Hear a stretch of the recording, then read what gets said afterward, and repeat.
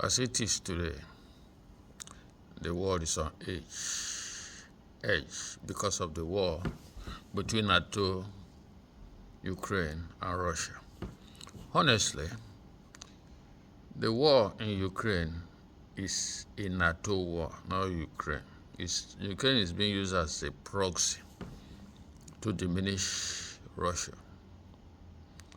I'm not a Russian apologist. I'm just talking geopolitics.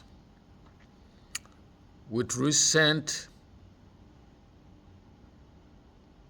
to and fruit of war between Donald Trump and Medvedev, the former president of Russia, and now the deputy security chief. And consequently, Donald Trump has ordered 2 submarines to move close to Russia. That goes to buttress what I've been saying, that the world is gradually crawling into a major nuclear confrontation between the powers. Anything could trigger war at this time. Do you think U.S. would send submarine close to Russia and Russia will keep quiet? Russia may not say anything, but I know that their own submarine are also on the move, which is turning into something else. What it takes men 100 years to build is going to be destroyed in a twinkle of an eye. Look at the Ukraine example. You know how many years it took Ukraine to build up that country? And what has become of it now? It has become a ruin. Destruction, mayhem, killings. Men are being killed, children are being killed on both sides, Russia and Ukraine.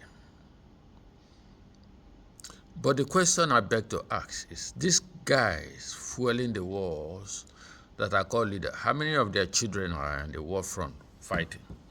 How many of their relatives are in the war front fighting? How many of their brothers and sisters are in the war front fighting? None. They are being protected. I'm sure there are armed men in their various villages or locations where their relations are protecting them. But they are busy drafting, forcing other people's children into the war, to join the war and go and fight at the battlefield. But their own sons and daughters, their own brothers and sisters, their own uncles and in-laws are protected. You dare not go close to them and recruit them to join the army. If what they are doing is good, why don't they recruit their children, their brothers, their sisters, to go and join the battle in the war front and get killed also? It is the children of the nobodies.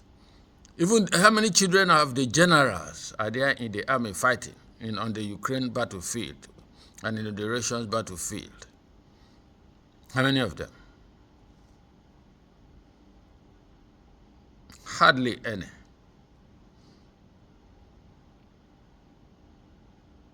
What moral conscience do these leaders have?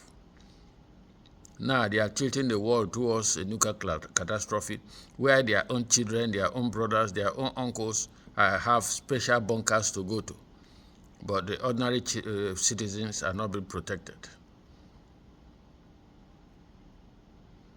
Look at destruction, look at killings.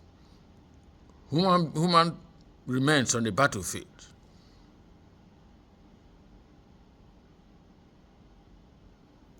Can we call for peace?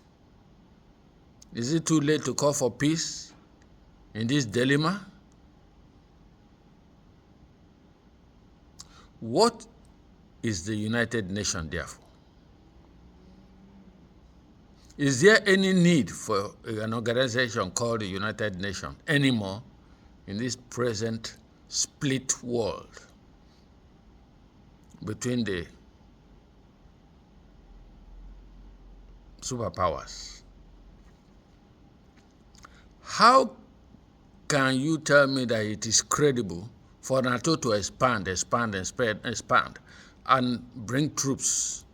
I want to take over Ukraine that is close to Russia border. But when Russia wanted to put a missile in Cuba, it turned into a crisis.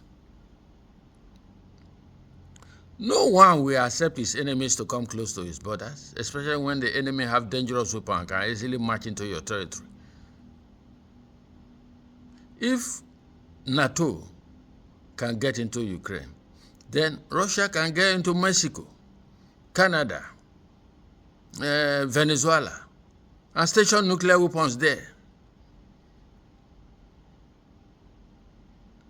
And again, we are talking about peace. How can we be preaching peace when you are part of the war? You are supplying war to one of the sides of the battlegrounds and you are talking about peace.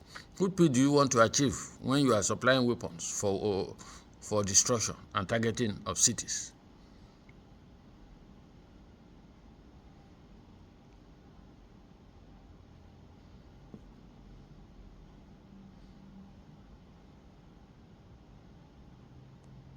What peace are you talking about? You said you are there to make peace. Can somebody who is there to make peace be partial?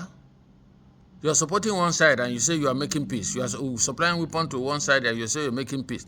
If you want to make peace, you come with an open hand, unbiased, neutral. Thank you.